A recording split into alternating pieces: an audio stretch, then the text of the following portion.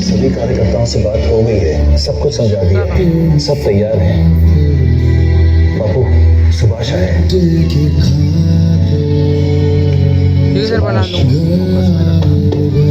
कैसे हो? मैं अच्छा हूँ, तुम कैसे हो? मैं ठीक हूँ, आओ बैठो। प्रणाम। कृपया आप लोग 10 मिनट के लिए बाहर इंतजार कीजिए। कैसे हो आप? तुम्हारा रास्ता गलत है सुभाष। बापू, मैं आपकी अहिंसा के रास्ते का मान करता हूँ, पर मैं नहीं मानता कि अहिंसा से हमें आज़ादी मिलेगी।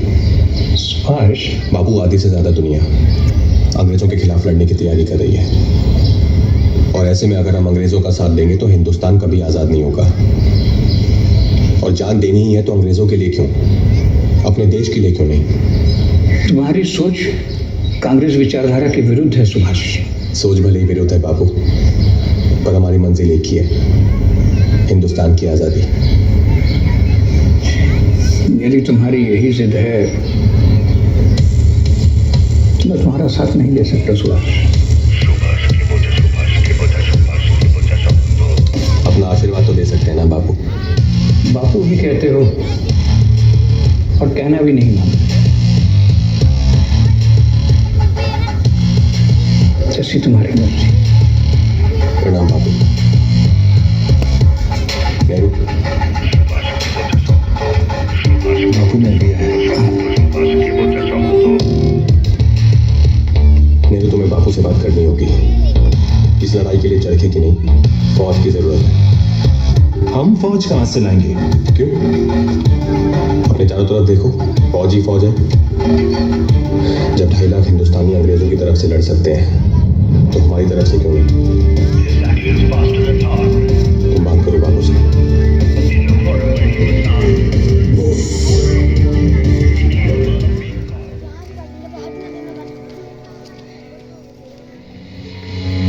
मैं अपने देशवासियों को कह रहा हूं कि अंग्रेजों की आर्मी में भर्ती होने की सोचे भी ना। ये काम वो क्रांतिकारियों के लिए छोड़ दें, वो क्रांतिकारी जो याद रखें कि वर्दी उन्होंने अंग्रेजी सरकार की पहनी है, लेकिन आत्मा हिंदुस्तानी की है। और जब आजादी का दिन आए तो क्रांतिकारी को याद रहे कि उसे क्या करना है। Bloody hell. Soldiers को उकसा रहा है। आजाद हिंद रेडियो बोस बर्लिन से हिंदुस्तानियों के साथ बात कर रहे थे, जो हर घर हर हिंदुस्तानी सुन रहा था, और वो जो बोल रहे थे उससे अंग्रेजों में दहशत फैल रही थी। बात दिल्ली तक पहुंच गई। वाइसरॉय घबराए हुए से बैठे थे। जंग में जरूरी है कि हम अपने सोल्जर्स पर भरोसा करें। हमारे ऑफिसर्स के लिए सबसे जरूरी है हिंदुस्तानी सोल्जर्स की वफादारी। बोस बगावत पे उतर आया है।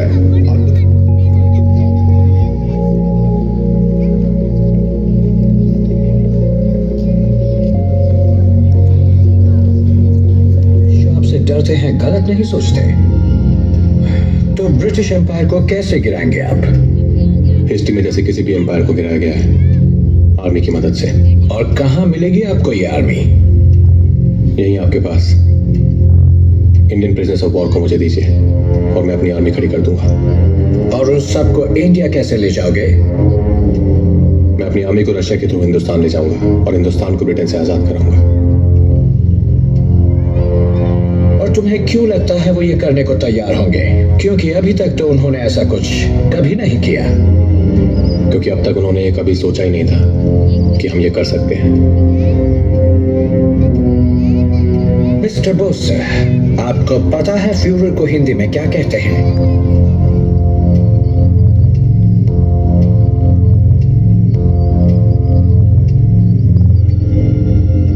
मुझे पता है। फ्यूरर को नेता कहते हैं, और हिटलर ने आपको नेताजी बुलाया।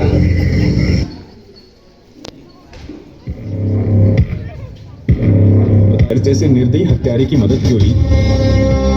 क्या तुम जानते हो, एक समय था जब भारत गरीब नहीं था, लेकिन उसे गरीब बना दिया गया। हमारे खेतों से अनाज लिया गया, हमारे पैसों से रेल बनाई गई, लेकिन वो रेल हमारी मदद के लिए नहीं, हमारा सारा धन बाहर ले जाने के लिए थी। जब लोग भूखे मर रहे थे तब भी खाना जहाजों में भरकर भेजा गया। हमारे किसान से जमीन छीनी गई, नमक पर टैक्स लगाया गया और कहा गया ये कानून है।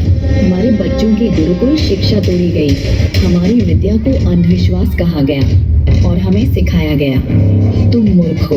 हमारे युवाओं को युद्धों में भेजा गया, हमारे समाज को बांटा गया और जाते जाते देश को टुकड़ों में काट दिया गया। हिटलर और मुसोलिनी बुरे थे, पर अंग्रेज शायद उनसे 10 गुना खराब थे। याद रखे, जो जीतता है वह इतिहास लिखता है। तो उनकी खराबियां हमसे क्यों छुपाई गई?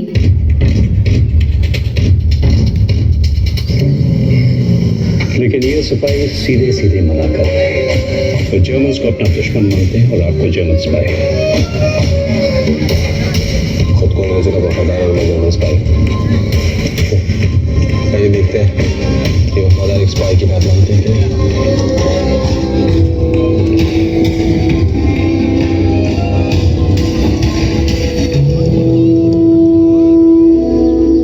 जाइए, जाके हिटलर को बता दीजिए, चाहे वो कितनी भी कोशिश कर ले, हमें तोड़ नहीं सकता। कोई गद्दारी नहीं करेंगे। बहुत हमने कोशिश की है। बोस बाबू, हम सब सिपाही हैं, गद्दार नहीं। मंगल पांडे को क्या कहेंगे आप लोग? वो भी सिपाही थे, गद्दार। ये लड़ाई हमारी नहीं है। हम सब बस एक हथियार है, एक रिवॉल्वर की तरह, जिसका ना कोई मकसद होता है ना मंजिल होती है, पर जिसके हाथ में है वो इस्तेमाल करता है। मतलब आप चाहते हैं हम हिटलर के लिए लड़े? बिल्कुल भी नहीं। मैं चाहता हूं कि आप लोग अपने लिए लड़ें, अपनी आजादी के लिए लड़ें। अगर खून बहाना है तो हिंदुस्तान के लिए बहाएं, अगर शहादत हो तो भारत माता के लिए हो, अंग्रेजों के लिए क्यों। मैं आपसे अपने लिए मदद मांगने नहीं आया हूं। हिंदुस्तान जितना मेरा है उतना आप सबका भी है। मैं आपसे हिंदुस्तान की आजादी मांगने आया हूं।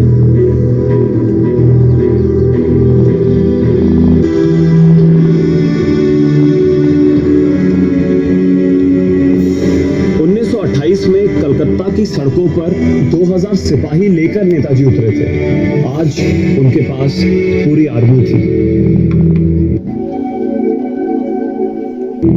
अगर आज बोस अपनी आर्मी लेकर इंडिया पहुंचता है तो न हम उसे रोक सकते हैं और न ही कांग्रेस।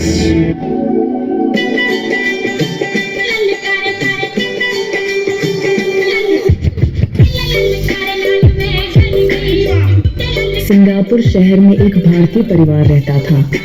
पिता काम से बाहर गए हुए थे। घर में माँ, उनकी 3 बेटियां और बेटियों की 2 सहेलियां एक गुरु से भरतनाट्यम सीख रही थी। गुरु ताल देती है और बच्चियां लय में नृत्य कर रही हैं। 3 बच्चियां पूरी तन्मयता से मुद्राएं सटीक, पांव थिरकते हुए, और 2 बच्चियां जरा अलग। कोई ताल से आगे निकल जाती है, कोई पीछे, कभी जानबूझकर, कभी अनजाने में। हंसी, शरारत और चुलबुलापन। घर में हंसी है, घुंघरुओं की आवाज है, नृत्य चल रहा है। अचानक रेडियो की आवाज गूंजती है। नेताजी सुभाष चंद्र बोस ने आह्वान किया है। आजाद हिंद फौज के निर्माण के लिए लोग आगे आ रहे हैं। स्त्रियां भी इस संघर्ष में सैनिक बन रही हैं और देश प्रेम से प्रेरित होकर लोग स्वयं अपने सोना चांदी अर्पित कर रहे हैं ताकि आजाद हिंद फौज को बल मिले। हंसी थम जाती है, नृत्य रुक जाता है, गुरु माता शांत हो जाती है। माँ की आंखों में निश्चय उतर आता है। माँ अपने गहने उतारती है, बड़ी बेटी को बुलाकर उसके हाथों में रख देती है। बाकी 4 बच्चियां आगे आती हैं, सभी कपन देती हैं आजाद हिंद फौज की सफलता के लिए। और 2 19 वर्ष की युवतियां सैनिक बनने का निर्णय लेती हैं। माँ मौन स्वीकृति में सिर हिला देती हैं। नृत्य से शुरू हुआ यह दिन इतिहास बनने की ओर बढ़ जाता है।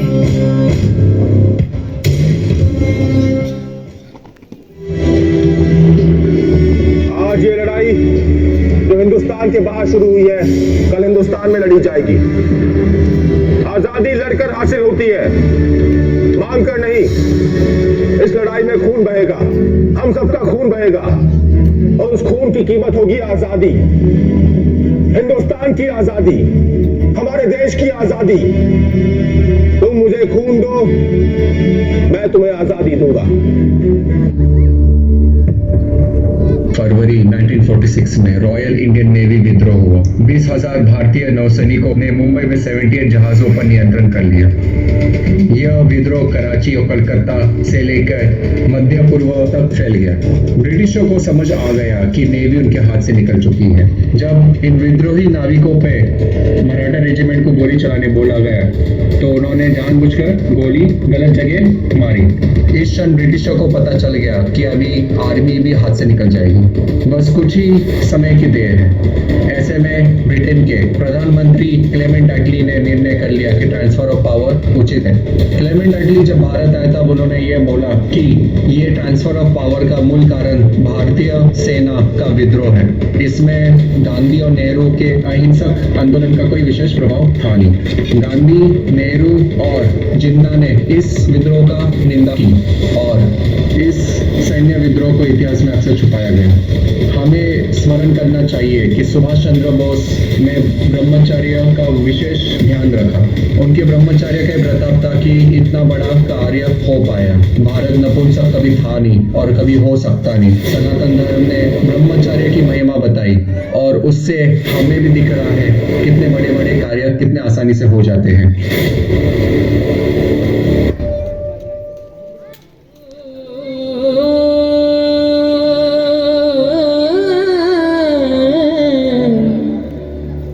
भारत माता की पुकार में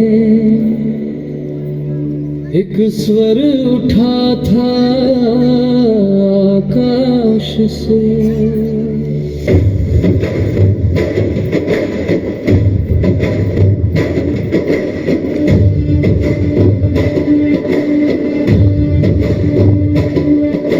नेताजी तूरण की ज्वाला, शौर्य तेरा इतिहास बना। परतंत्रता की बेड़ियों को तोड़ चला तूफान बना।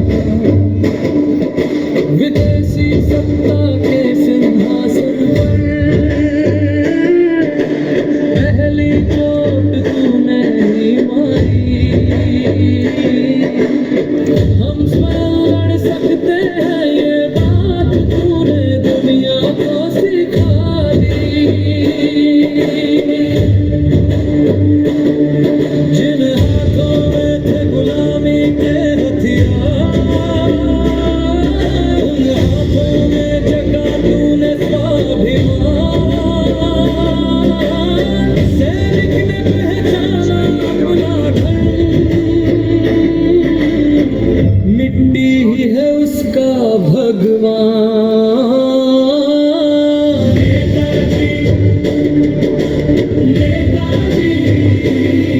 रणघोष बना स्वतंत्रता का।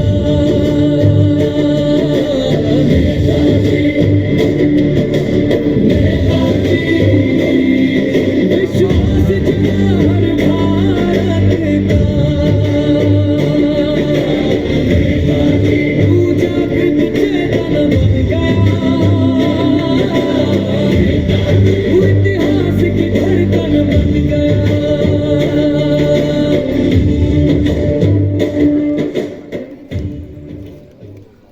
भारत स्वतंत्र बनाना नेताजी की ज्वाला से। भारत स्वतंत्र